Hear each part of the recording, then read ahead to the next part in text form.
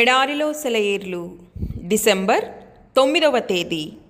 క్షణమాత్రముండు మా చులకని శ్రమ మా కొరకు అంతకంతకు ఎక్కువగా నిత్యమైన మహిమ భారమును కలుగజేయుచున్నది.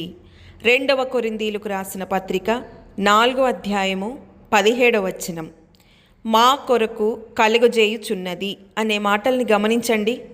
మానవ జీవితంలో కన్నీరెప్పుడూ వరదలై పారుతూ ఉంటుంది ఎందుకని? రక్తంతో బ్రతుకు తడిసి ఉంటుంది ఎందుకని? ఇలాంటి ప్రశ్నలు పదే పదే వినిపిస్తూ ఉంటాయి. పై వాక్యంలో దీనికి సమాధానం కనిపిస్తోంది. శ్రమలు మన కోసం కొన్ని ప్రశస్తమైన వాటిని సాధించి పెడుతున్నాయి.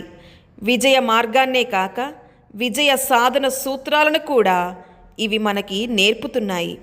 ప్రతి దుఃఖానికి ఏదో ఒక నష్టపరిహారం మనకి దక్కుతుంది. ఇంగ్లీష్లో ప్రసిద్ధి చెందిన పాటలో ఈ విషయమే ఉంది. నీ వైపుకి చేరితే నాకదే చాలు, నీ చెంతకి దేవా నీ చేరువకి సిలువ ఎక్కవలసి వచ్చినా.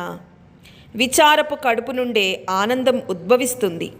ఆయన్ని ముఖాముఖిగా చూస్తాను అంటూ ఫానీ క్రాస్బీ ఎలా రాయగలిగిందంటే, ఆమె ఎన్నడూ పచ్చని చేలను, సంధ్యకాంతులను, తల్లి కన్నుల్లోని మమతను చూడడానికి నోచుకోలేదు. కంటి చూపు లేకపోవడమే ఆమెకు ఆత్మీయ దృష్టి తేటపడేలా చేసింది. విచారం కేవలం రాత్రి గడిచే మట్టుకే ఉంటుందని గ్రహించి ఆదరణ పొందాలి. ఉదయం కాగానే అది సెలవు పుచ్చుకుంటుంది. వసంతకాలపు ఆహ్లాదకరమైన రోజును తలుచుకుంటే తుఫాను రోజు చాలా తక్కువ కాలమే. రాత్రంతా విలాపాలున్న ఉదయాన ఆనందం ఉదయిస్తుంది. కేరింతాలతో కాదు దాని మూలం, ఆదరించే ప్రేమ కాదు దానికి పునాది. మనోనిబ్బరమే దాని ప్రాణం, ఓర్పుతో జయించడమే దాని ధ్యేయం. త్యాగంలో శాంతి ఉంది. అనుభూతుల అల్లకల్లోలాలు లేని శాంతి. ఏదేనులో నెలకొన్న శాంతి కాదది, గెత్సెమనేలో గెలిచేది అది. దేవుడి మాటలను దీవించునుగాక.